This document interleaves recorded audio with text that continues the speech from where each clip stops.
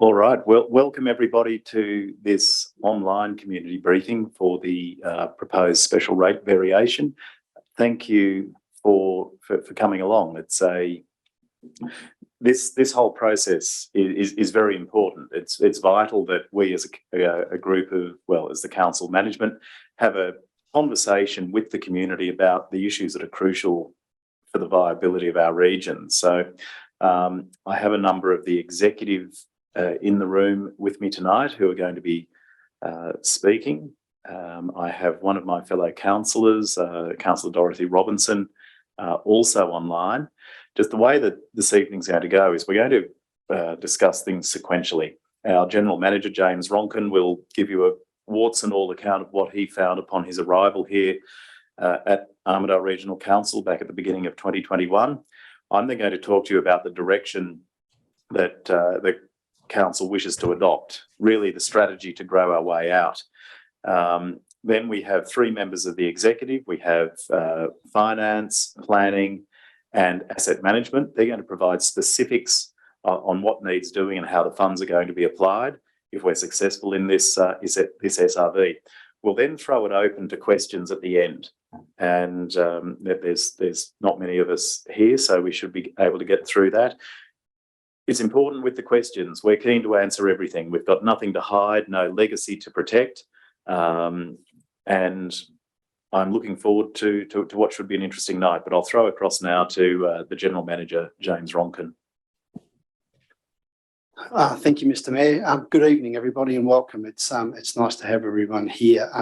Can I start by acknowledging the traditional owners of the land that we're meeting on and pay my respects to elders past, present and emerging.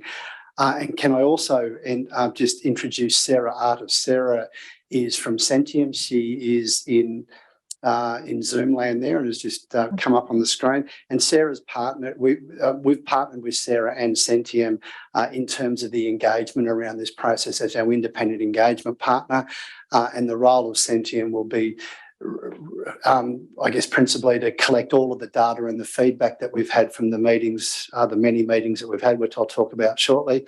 And I guess just present that in a really unfettered way, the good, the bad and the ugly, which will first come back to council as part of its determination to happen probably around November, and then more broadly, if it gets through the council process, then on to IPART in terms of the application. So welcome, Sarah. Thanks, Tim. I've also, Darren, can you hit the...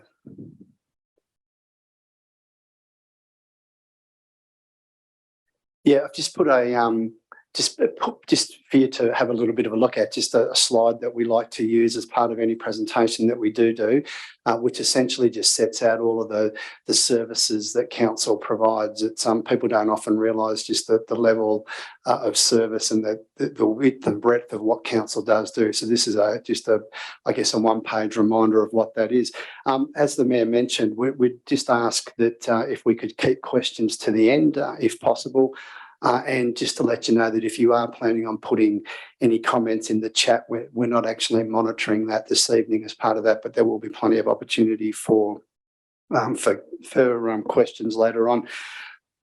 Excuse me. Now, I think as we move along, it's important to understand that I think I've been in local government a long time, and the one thing that I know is that a strong council equals a strong region, and conversely, a weak council equals a weak region. And so what we're really trying to do here at Armidale Regional Council, and as part of this proposed special rate variation and the discussions we're having with the community, is around trying to create a really strong, solid council that will therefore translate into a strong region.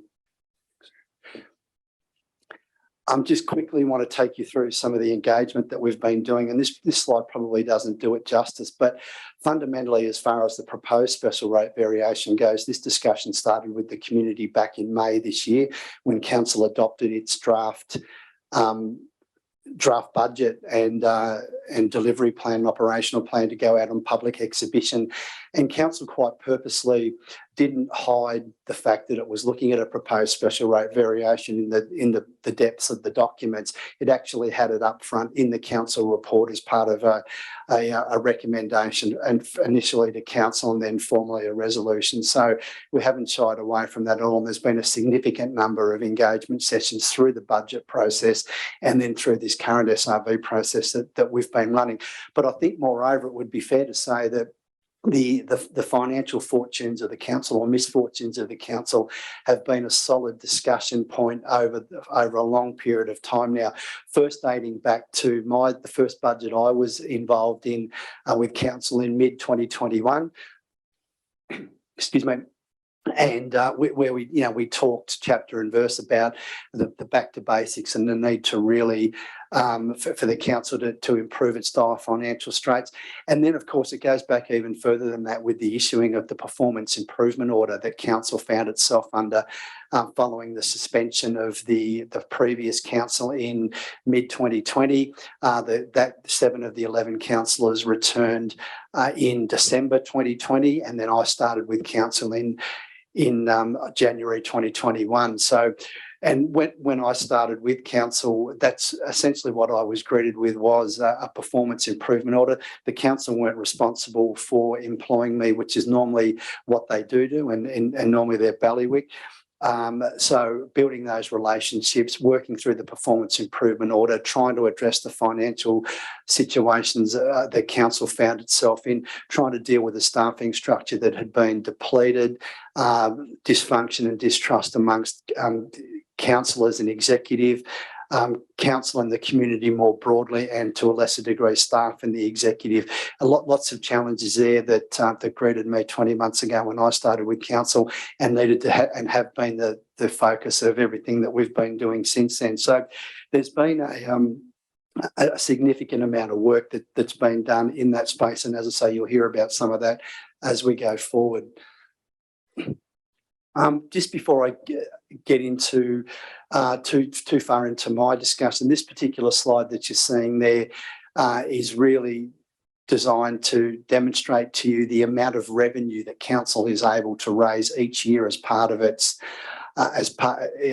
general fund rates. And the circle on the right hand side there is the rate revenue of 19.8 million, but let's call it 20 million in round figures, that council is actually able to raise on an annual basis through its general fund rating revenue.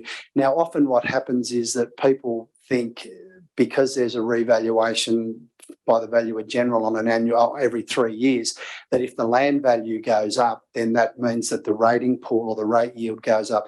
Not true. And it's so if that land value, which is on the left-hand circle there, if that was to go up to 4.64 billion or decrease to 2.64 billion, council's total rate yield or total rate pool for general funds would only sit at $19.8 million. And what that means is in principle, there's only really 2 ways that council can increase the share of or the size of that pool. It's either through the rate pegging, which is set by the Independent Pricing and Regulatory Tribunal, or IPART, on an annual basis, which averages sort of between 2 and 2.5% annually, or through a special rate variation, which is what we're here to talk to you about tonight.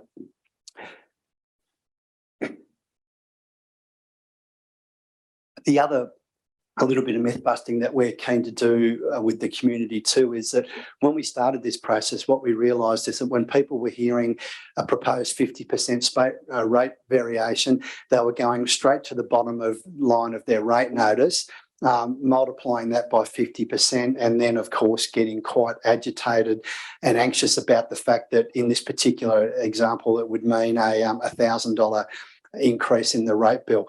Not true, and that's a myth that we've been really keen to try and dispel.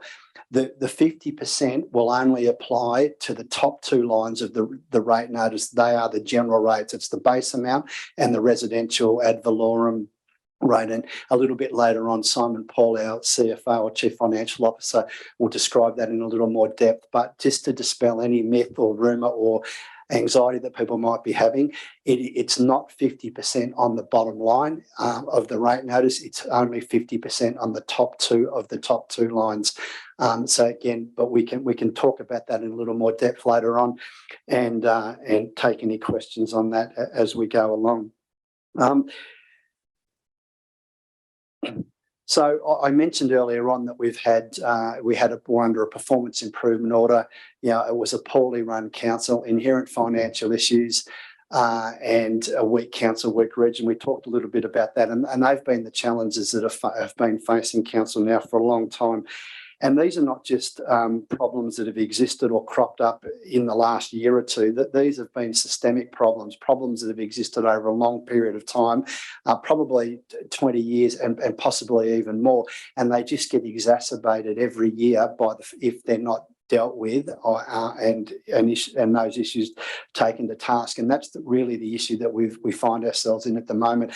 And most of you would drive on our roads, and you'd be very familiar with the road network and the difficulties that we're experiencing with that. And Alex Manners, our Chief Officer Assets and Services, will talk a little bit about the problems that he and his team encounter and the challenges that we've got in terms of being able to keep up with our road maintenance. But as I mentioned, these are not problems that have manifested in the last couple of years. So we need to keep that in mind, and we need to be really forging a pathway forward now that deals with them in a really meaningful way. The other key aspect I think that is worth noting, that we had a new council elected in December 2021, and that was sworn in on the 12th of January 2022 this year, only 8 or 9 months ago. And as part of that councillor induction program, we really gave the councillors a gold-plated overview of where the organisation was at and what the challenges and opportunities were, and nothing was left off the table in terms of how we described that. And I think more importantly, I certainly took the opportunity with most of the people who had nominated or had thought to nominate as part of that particular election program, was to get together with them and have a discussion, because I was really keen for them to understand the challenges that lay ahead for Armidale Regional Council, and that if the expectations were that cutting ribbons on big infrastructure projects and kissing babies and all of those sorts of things was going to be the order of the day, then they were probably going to be incredibly frustrated. The explanation that was given to each of them, and then since the new council as part of the induction program, was to make sure they understood that there needed to be a really strong period of consolidation, a period of strategic planning that really set the stake in the ground for how we were going to grow and what that growth would look like, and proving that growth out. And again, Dan Boyce, our Chief Officer Activation and Planning, will take you through some of that information in a little bit. Before I finish up and hand back to the Mayor, I'd just say that as part of that induction program too, which took place on the 5th of January this year, that we asked the council of one thing and one thing only, essentially, and that was that to set the goalposts and not move them. That's incredibly important for us as a staffing group. There's nothing worse than having to try and chase a bouncing ball everywhere that you go, and with new fresh ideas coming up every second day, and then having to try and deal with those. What we needed in terms of the consolidation process and in terms of trying to move this region forward, we needed those goalposts set and not moved. And I'll come back and talk a little bit about that shortly, but I'll hand back to the Mayor. Thank you. Thanks very much, James. So with James having given you an overview and a reality about where we're at, I just want to talk to you about the approach the council is taking to climb a way out. Now, when I first started running for council, and since I've been on council in January this year, I guess what has really stood out is and this is my rationale for running, was the lack of vibrancy in the region, and the state of our assets that were very run down. Now, it quickly became apparent that most of the problems that people identify in this region really are symptoms of a population that's too low. So be that the vibrancy of the town and the townships, the sluggish economy, the poor financial situation of council, really are symptoms of this small population. We're currently at about just a snip over 29,000 people. We also have an infrastructure that's too large for our population, or more accurately, an expensive and run-down infrastructure, primarily roads, that need to be supported by a population that is significantly less than comparable councils. Now, Chief Officer Manners will speak to that. With that in mind, our low population and our lack of vibrancy and rundown assets, I was thrilled when all 11 councillors stood behind a target to attract an additional 10,000 people to our region, and we framed that as 4,000 jobs. So this council firmly has a growth agenda, and it's important to address the reason for growth. So why growth? A lot of people have said to me, well, maybe not a lot, but I certainly have had passing comment that, you know, why do we need to grow? We're happy where we are. There's a few things for that. Firstly, growth fills gaps. So that's empty spaces are filled, shops have customers. That's important. The second one is growth certainly provides a gravitational pull. So that's going to be more services, more government attention, more investment in business. I'm not sure what the magic size is, but it's certainly not where we are. 29,000 people is not big enough to attract the attention that we need, and certainly not big enough to attract government attention. Another key part of growth is to do with the revenue in the region, but also the revenue with council. So for council to have more funds. And this is going to be essential for us to access grant funding. So the majority of funding is in the future is going to require a co-contribution. And that's where council needs to pony up funds for projects if governments are also going to put some money in via grants. And the reason for that's fairly simple, and that is governments want to back a winner. And the easiest way to sort out whether you're a winner or not is to work out whether you can actually afford to pay your way, whether you can actually afford to put something in. Now, to date, and I'd say for the past 20 years, Armidale and Guyra councils, and now the combined council, have always lived on scraps. We haven't been sufficiently financially robust to make co-contributions, and as a result, we just get the bare minimum.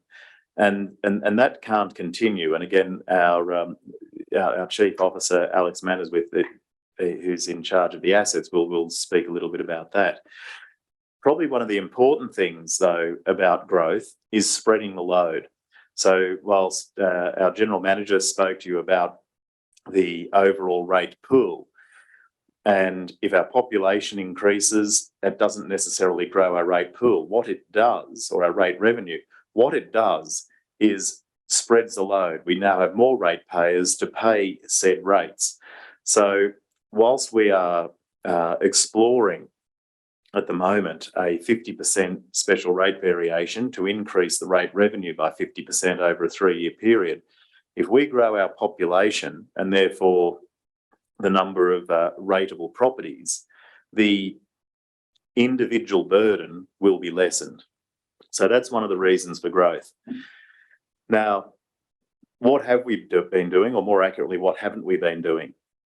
This slide tells a very stark reality of our region. We have Armidale at the bottom, down there in a brownish colour according to my screen. And then we have some comparable councils. We have Wagga, Ballarat, Bendigo, Toowoomba, Coffs Harbour and Port Macquarie. And you can see all of those regions have trended upwards. So this particular graph is measuring gross regional product, and it's primarily linked to jobs. So we've seen for 20 years, the Armidale region has stagnated, and it would be a fair bet that the 10 years prior have also been the same. So this means we have sailed into this perfect storm of unrealistically low rates, which we'll get to and certainly can take questions on, in both the Armidale and Guyra councils, coupled with a stagnating population. And more of the same just won't cut it. We can't just rearrange some deck chairs and expect to become a growth economy. So our first step is some essential infrastructure. And council has identified a number of areas there. So the first one is water security. Our current water supply, so when Malthus Dam was built in the early 60s, that was to support a population of 58,000 people. Now, based on required secure water yields, it is only sufficient for our current population. So water is a limiter. We have developed an advocacy package for water, and we've been successful in the first round of that, in that we have secured $27 million to double the capacity of Malthus Dam. There are some more things on the horizon there. So we need that water if we are to grow to support a larger population, and we need that water also to support industry. Second thing we need to do is to connect to the world. We need we need to make our airport one that doesn't see flights cancelled or diverted to Tamworth. We need investment to ensure that our runway can land larger jets, or actually land jets and larger propeller planes. And that could include things, certainly from the jet point of view, heavy water bombers through to freight. The third, I guess, piece of essential infrastructure that's not on the screen because it's difficult to put a slide up, or it's dull to put a slide up, is the strategic planning. We require significant planning work to activate our region. So this is around proper zoning and effective strategic planning to attract government assistance. So state government will not allow the development that we need if we haven't first got our land use and strategic plans in place. And this is going to become quite acute with the renewable energy zone coming in. So this essential infrastructure is certainly the first two, water and connections to the world, is grant funding that we'd be looking for. So this doesn't impact on the rates, but it's the groundwork that needs to be laid. The strategic planning is something that we will need to use rate revenue for. We're in now if we are to grow, we are in a population tussle. We need to make our region attractive to more people. So we need to consider precincts, such as what we have there on the screen. Young families need family-friendly activities. And it's all part of this gravitational pull that needs to come to the fore. Other things around livability are going to be tourism. We need to encourage people to go, beyond just viewing our natural wonders. We need to connect dots. So there's some real things that council needs to get in place in order to entice people to live here. The next slide then is, well, how are we going to grow?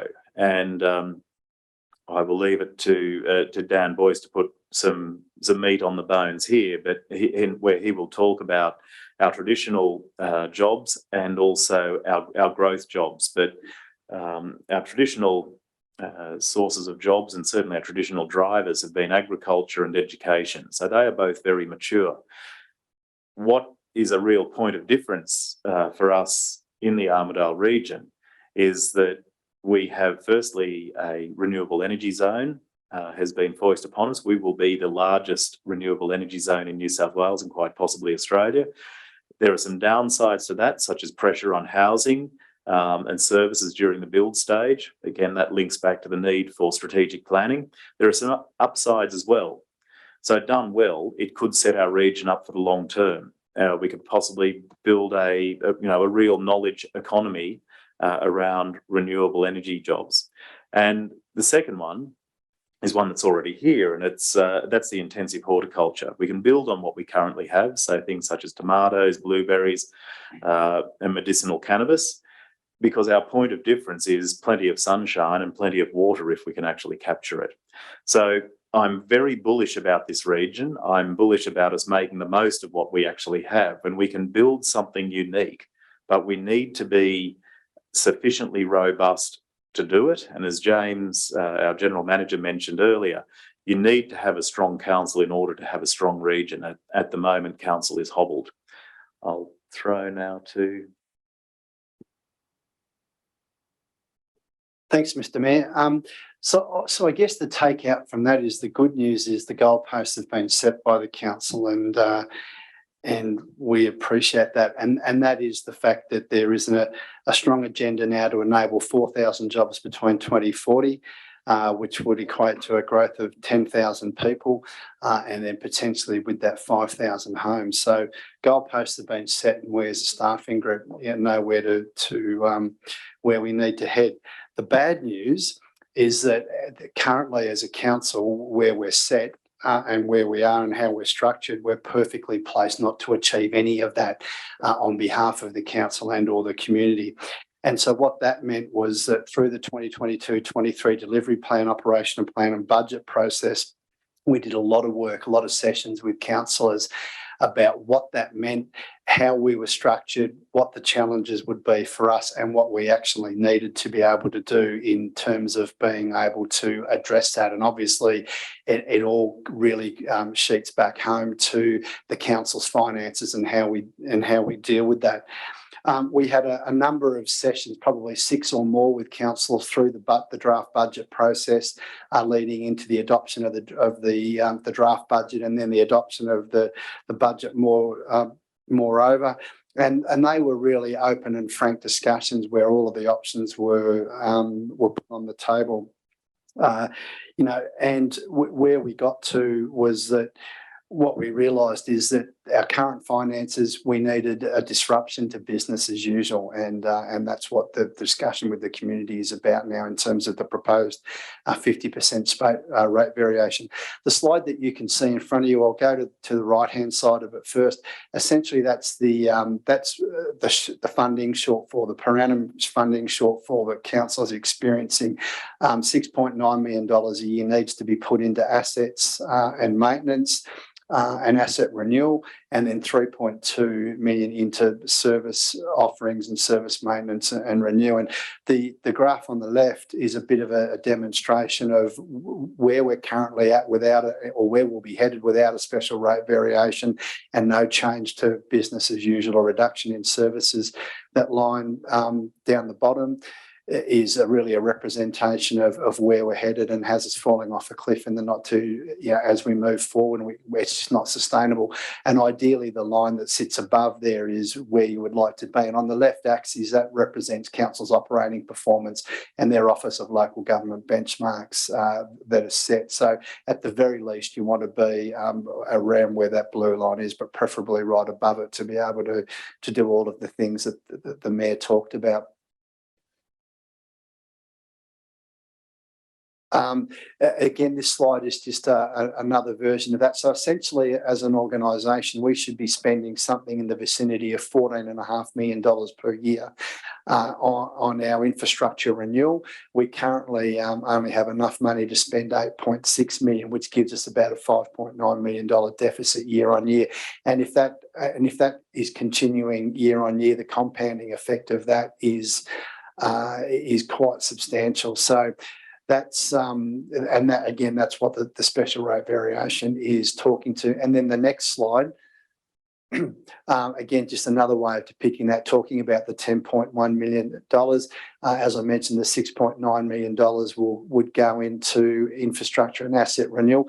5.9 of that, which you would have seen on the previous slide, is essentially keeping us up to date and maintaining assets to the level that we need. And then the other $1 million is really catching up on the backlog. And as I mentioned, the 3.2 there is improving council service delivery, the strategic planning aspect, and really setting ourselves up for the future. And again, if successful with the special rate variation, then what this slide shows is that we're able to get ourselves above that line, and actually be in a position where we've got cash surpluses or cash funding, unrestricted funding that allows us to really deep dive into the asset renewal and make sure that we're able to get on top of that, as I catch up on the backlog, but also make sure that we can maintain those assets to the standard that we need, because we know that right across our region, our asset base is failing quite considerably. And On that basis, I'll hand over to Alex Manners to talk to you about some of the challenges we've got.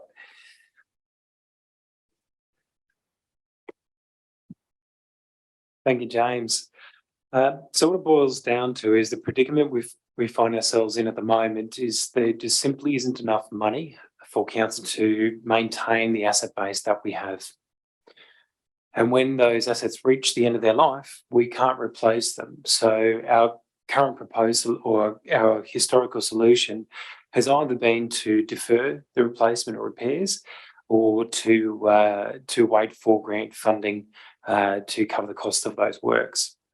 But if we keep going down that track every year, the problem continues to grow. So the work that you don't do in year one, the condition of that asset will continue to deteriorate until you do intervene and start doing some work to repair or replace that asset. With a gap of $6.9 million, the math is quite simple to explain that there's over 10 years that same volume will continue to grow easily to $69 million. And this is the approach that we have seen council's been undertaking for quite some time. You can see that this level of investment has dropped into our assets, and you can easily demonstrate that we've really taken a backseat to some of the activities that improve and cater to the resilience of our assets. And no more is that more evident than looking at our road network. On the slide that you're looking at the moment, we can demonstrate in our unsealed road network just how poorly our roads are performing at the moment, despite the significant rain that we're seeing and the damage that brings. Comparatively across the state, our roads are less resilient.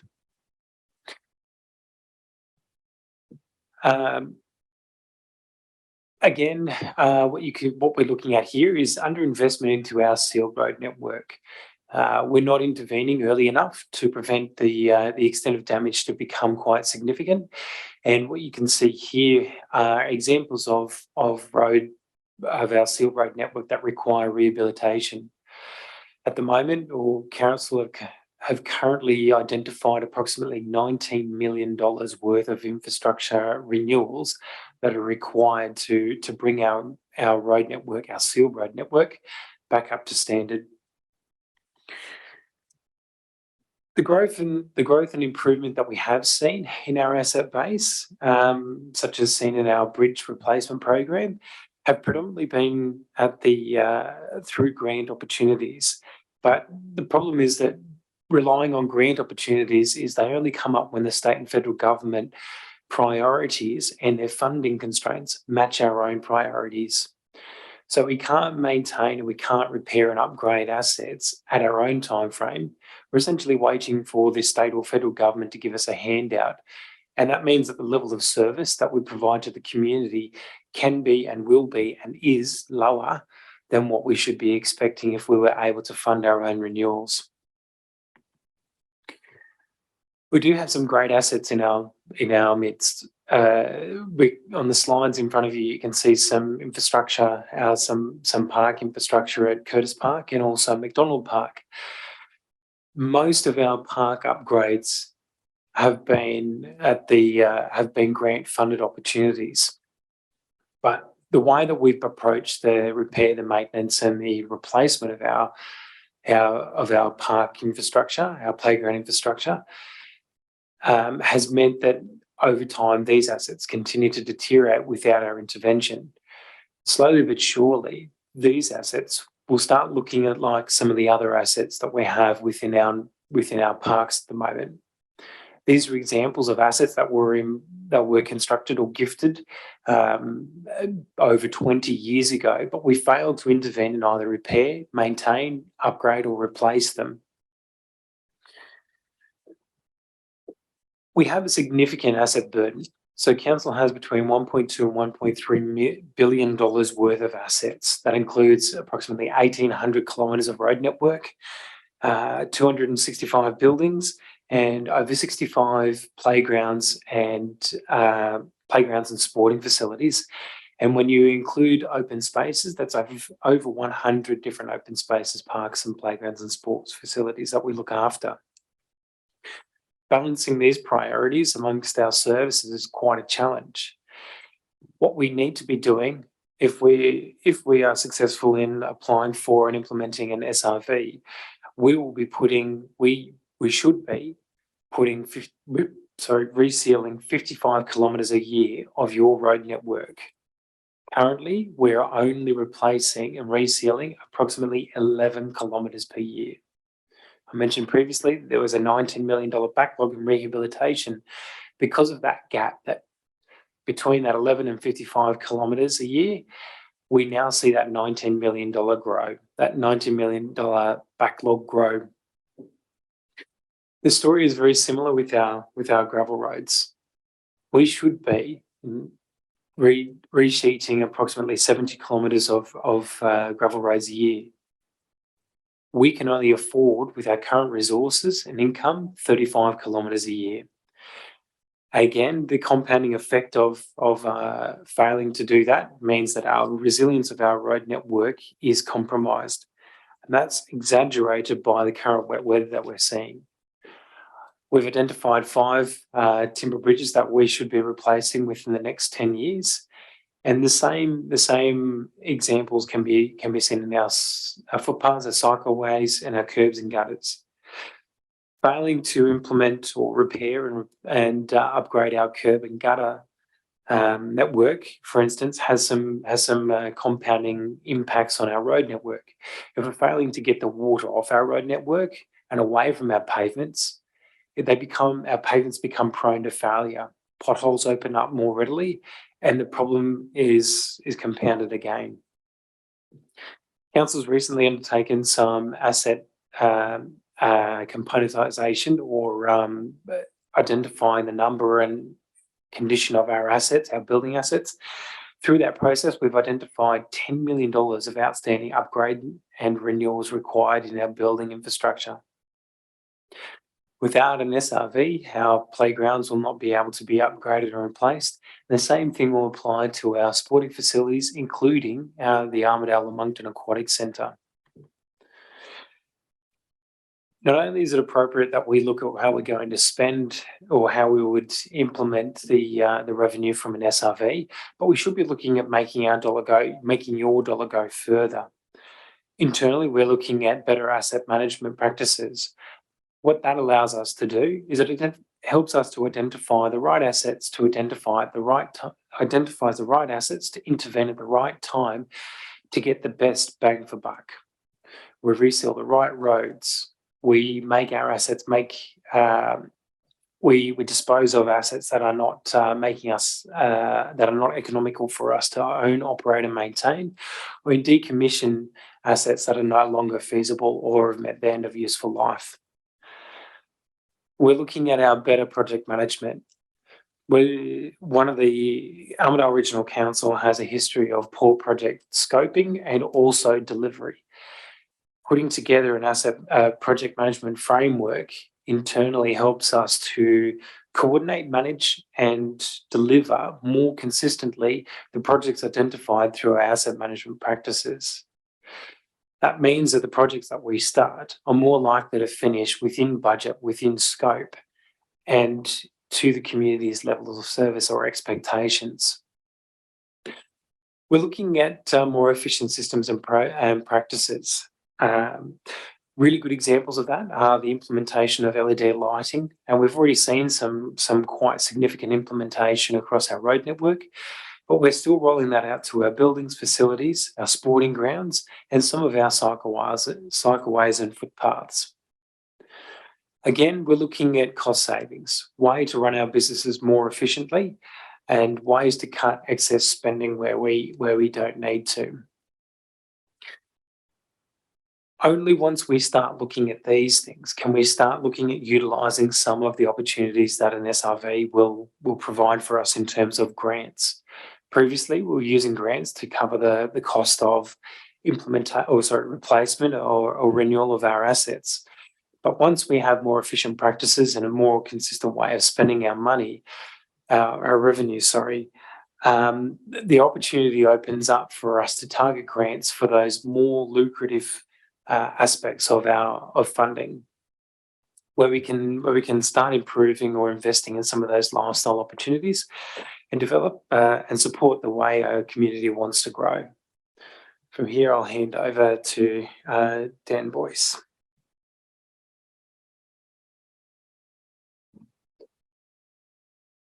Hello, everybody. My name is Dan Boyce. I'm the Chief Town Planner with Council. So the request of the new council to set the goalposts clearly and not move them was a particular request of mine. It's incredibly important for a planning division to understand very clearly from the new council whether they would like us to plan to grow or plan for growth or plan to stay the same.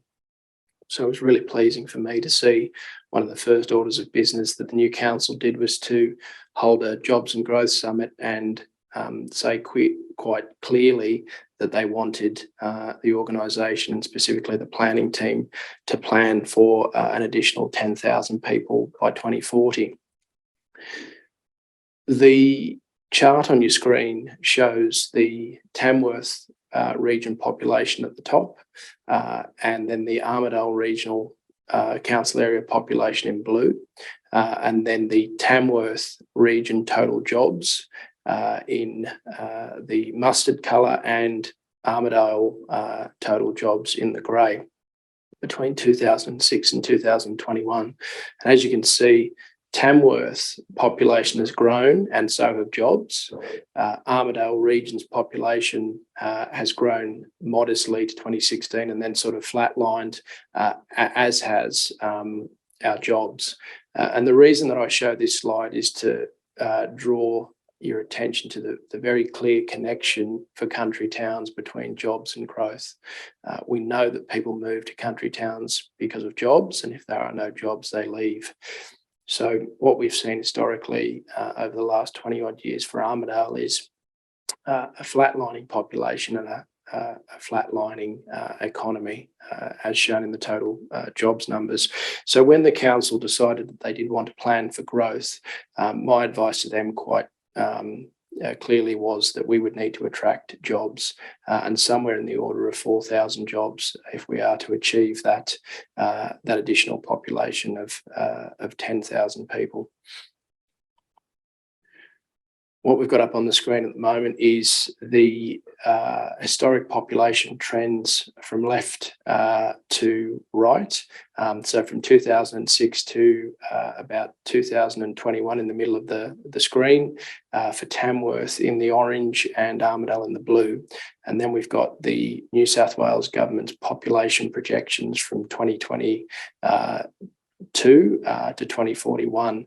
And obviously we can see that the projections for Armidale are essentially that we will flatline. I think we're projected to grow by about 1,500 to 1,800 people between 2021 and 2041.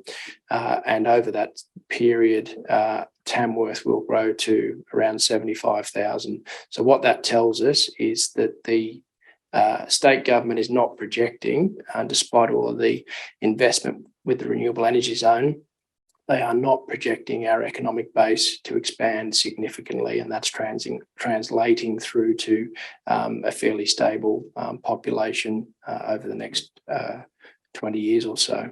So we will have to attract jobs, and that will require some heavy lifting to be done by council. It's not working anymore, Darren. Right. So the chart on the screen shows the historic population for Moree Plains from 2001 through to 2021. And as you can see from left to sort of the middle of the screen there, Moree, where I came from before I joined Armidale late last year, was essentially in terminal population decline from sort of 2001 to 2021.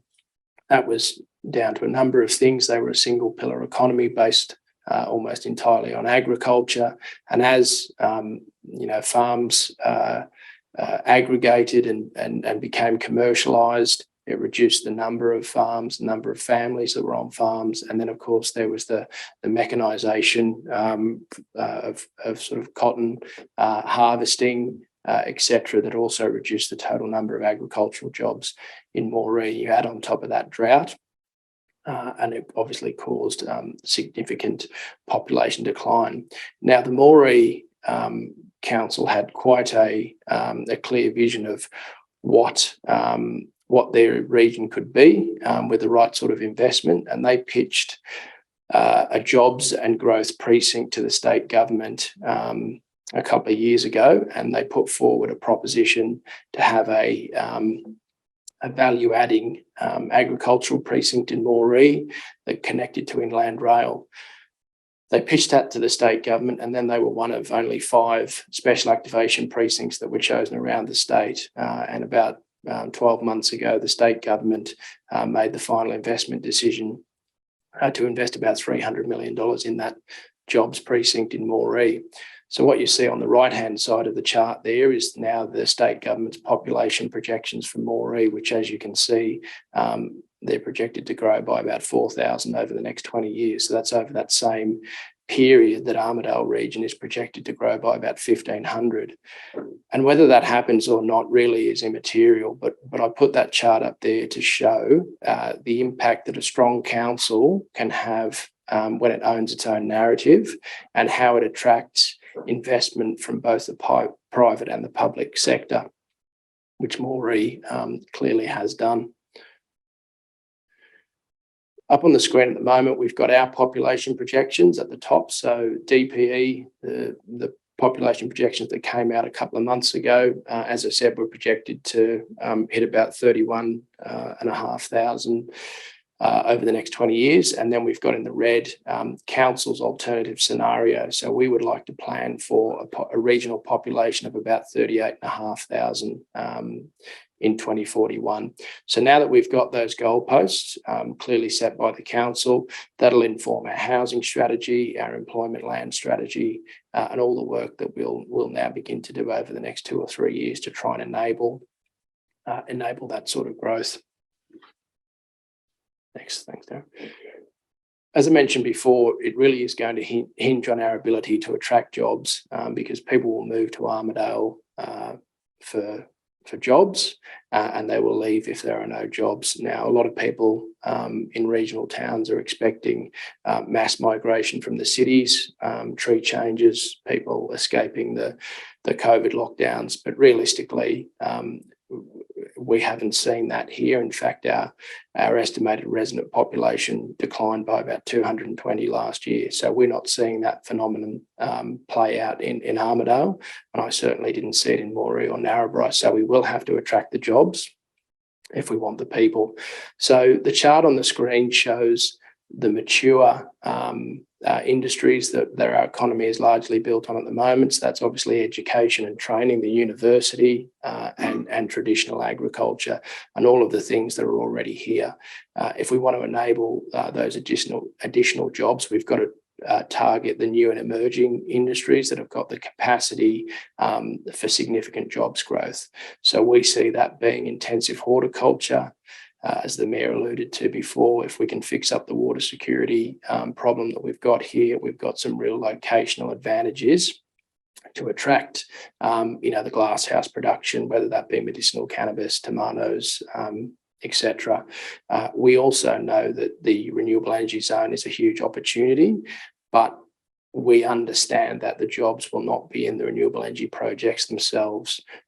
Solar farms and wind farms don't employ a hell of a lot of people. It's going to be the secondary industries that want to co-locate near cheap, clean, reliable power, and the service industries that will be built around those major renewable energy projects. So we've got to work out what they are. It may be green hydrogen production, it may be recycling solar panels, who knows, but we need to find out what those opportunities are and then do the strategic planning work to make it attractive for those industries to come to Armidale, and that will drive the jobs growth. And what we'll be targeting is what we call engine industries. So 4,000 jobs sounds like a hell of a lot, but what that really means is somewhere between 1,200 and 1,500 engine room industries. So our analysis says there's certainly sufficient capacity for another 400 to 800 intensive horticulture jobs. We know manufacturing around Uniplan and the vertical integration that they are looking at with bringing online glazing, kitchen fit outs, bathroom fit outs has got some opportunity there. Tourism is a big contributor. We think there's some capacity there for another 50 jobs. And then, of course, the direct employment from the renewable energy zone, we put at about 120, unless we can attract those secondary industries to our region as well. If I was to pinpoint one example of a region that hasn't clearly set the goalposts in the past and hasn't clearly decided to plan for growth, I think our current water security position is symbolic of that. As the Mayor said, we've probably got enough water for the current population, except in severe drought. But what the secure water assessment says is we're about 20% short of what we need to be drought proof, even with the Malpas Dam wall raising. So there's no way that we can enable or facilitate any type of industry or population growth without water. It will be the biggest enabler or the biggest handbrake for our region, which is why the first task for this new council was to set about putting together a robust water security package and then pitching it to the state government. So what that looks like is the first part is Malpas wall upgrade, which we've secured. But that'll get us to, sort of 20% short of what we need based on current population. And if we have any sort of growth, we'll be back to where we are at the moment. It also means securing an alternative catchment, and we have had the independent assessment done that says Oakey Dam is the best option for us. So we would like to acquire Oakey Dam from Essential Energy and then connect it into Armidale, and that then gives us sufficient capacity for an expanded intensive horticulture industry and all the jobs that entails, but also to support a resident regional population of above 50,000. That's me done. Back over to you, James. Thank you, Dan, and thank you, Alex, for your presentations. So I guess what you're hearing, or not what you're hearing, is that we just simply do not have enough money as an organisation to be able to achieve all of those goals, again, which we've talked on earlier. But and that the financial challenges are the key ones that we're here to try and address tonight, which brings us to the fork in the road. In my view, and what we've presented to council as part of the discussions that I alluded to earlier, were three options, and there is arguably a fourth that I'll talk to as well. But the first of those is unmanaged decline, and that's essentially doing what we're doing at the moment, not really trying to rein anything in, and we effectively run our cash reserves down over the next 2 or 3 years, and then we wake up one morning and we've fallen off the edge of a cliff. And if we continue doing what we're doing, that's exactly where we'll be headed. So whilst it's an option, it's not one that I certainly would be recommending or have recommended to the council. The second option is managed decline, and what that really looks like. Next slide, Darren, please. Managed decline.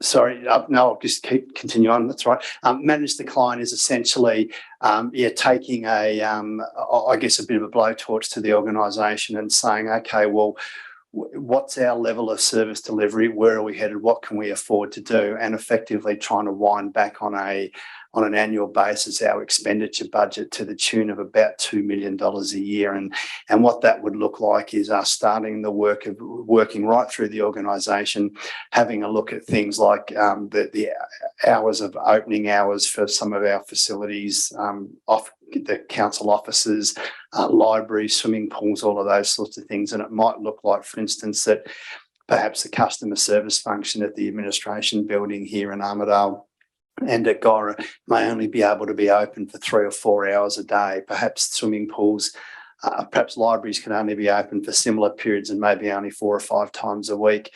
And perhaps swimming pools we can only operate for 3 or 4 months a year instead of the 6 months a year that we do currently. But and then into the road network, if we can't afford to maintain the roads, there may be a need to shut some of them off and or re-signpost them. So roads that perhaps carry 100 km/h speed limit at the moment may only be able to be signposted to 60. So there's all sorts of, I guess, service cutbacks that we would probably have to look at doing in terms of being able to cut the cloth accordingly to the budget, but it would look like probably trying to reduce our expenditure by about $1.5 to $2 million per annum, over a 5 to 6 year period, which again would have significant impact on the community. The third option, of course, is the one that we're talking to you about here today. It's the proposed special rate variation of 50% and 58.8% if it's implemented over 3 years, which Simon will talk to shortly. The fourth option that I've mentioned is probably what I refer to as the pedal down your back and tell you it's raining option. And that's really the option where a bit of trickery, a bit of smoke and mirrors, and we come out to the community and we say, look, there's 3 options here. We can give you 70%, 60% or 50%. And of course, what we're trying to do is corral you down the path of 50%, but make you think that it's actually a bit of a choice. And from our perspective as a staffing group, we just weren't prepared to recommend that approach to the council. We saw that as being disingenuous and not who we are and what we're about. What we've done is what we've said to the council, and they've interrogated it, is that we've done the work, we've done the analysis. We understand that there's a $10.1 million deficit year on year, and we know that 50% special rate variation gets us there in terms of being able to plug that gap. Now, I think the important thing is to say 2 things. One, that we've done the analysis as a staffing group and we're very comfortable with those figures. But you have an elected council too that in their own right are all professional people who have come from very different walks of life. But some that the big end of town in terms of business, we've got lawyers, we've got academics, we've got local business people, a whole range of social workers and teachers and whatnot. So we've got a whole range of people who bring their own life skills and their own level of expertise that have then cast their eye over what we've provided them, haven't just sat back and accepted it as us saying that it needs to happen. They've scrutinised and satisfied themselves that this is the pathway forward. So I think that that's a really important, a very important point to focus on. And again, just to say that we didn't want to reinforce the fact that, because we have copped a little bit of criticism about, there weren't enough options being put forward. But realistically, my role when I was employed here was to fix the council up, to address the performance improvement issues, to sort the finances out and be able to, and then sort the culture and the organisation out in terms of how it delivers services. That's what I'm doing. And again, as a staffing group, and myself as the general manager are saying to the council that we believe that from a financial perspective, this is the thing that gets us out of trouble and stops us then having to adopt a lesser level and then coming back to the community in a few years' time saying, oh, well, now we need another 10% or now we need another 15 or 20% or whatever it might be. Do it once, do it properly and attack the problem at its root and get on the pathway to success. I'm going to hand over to Simon Paul now, our Chief Financial Officer, who will talk about the special rate variation and what that actually means. Thanks, Simon. Thanks, James. So what does a 50% special rate variation look like? Armidale Regional Council is proposing a permanent 50% variation, and the best way we can take you through that is to give you an example. As mentioned earlier in the presentation, this only applies to the first 2 lines on your rates notice. And those lines contain your base rate plus a percent of land value, which is known as ad valorem. So if you had a base rate plus percent of land value of $1,000, then a 50% SRV would be $500, and accordingly your adjusted rates would be made up of a base rate plus a percent of land value totaling $1,500. Now, you may have heard through the community that in fact we're proposing a 58.8% fee increase or rate increase. That's not quite true, that unless you look at it over the full period of 3 years. So to help manage the increase, the council is proposing that the SRV will actually be introduced equally over a 3-year period. And the 50% will be broken up between 16.67% in the first 2 years and then 16.66%. So I'm just going to take you through how that phased introduction works and how that results in a 58.8% increase in rates. So on the screen in front of you, we've got two scenarios. The first two lines of the scenario is without the special rate variation. If we commence our rates in 2022-23 with $100 and we increase it by 2.5%, then the result is $102.50.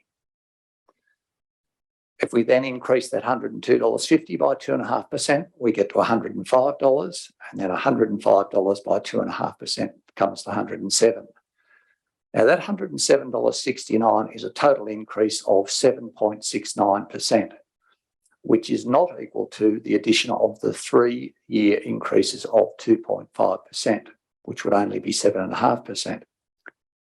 So too with the second two lines with the special rate variation. If we start with $100, we will increase that each year by the 16.67% to $116, then by 16.67 to $136, and then again by 16.66, it should be to $158.80. So that represents a $58.80 increase in your total rates over the 3 years. But the actual rate peg percentages that were applied in the example only add up to 50%. The difference between those two scenarios there, the rate peg where we'd estimate it to be 2.5%, which as the General Manager mentioned earlier in the presentation was approximately the average over the last 5 or so years. The difference between that and the 58 is 51.1%. So council recognises that 50% increase would be difficult to introduce in 1 year. And as I said earlier, the council proposes a way of managing that increase is to introduce it over 3 years. But even with that 3 years, there may still be some difficulty. And so another proposal that council has is to reduce the current regional landfill levy of $155 over the 3 years, such that in the first year it will be reduced from $155 to $105, in the second year from $105 to $55, and then in the third year from $55 to $0. If there are still people that are experiencing difficulty in paying the rates, then firstly, pensioners should make sure that they have made appropriate application to council so that they can obtain the $500 pensioner discount, which is offered.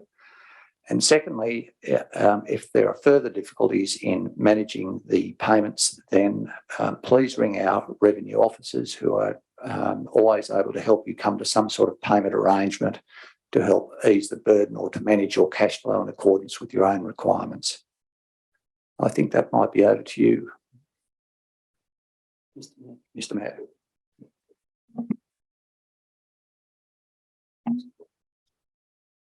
Thank you.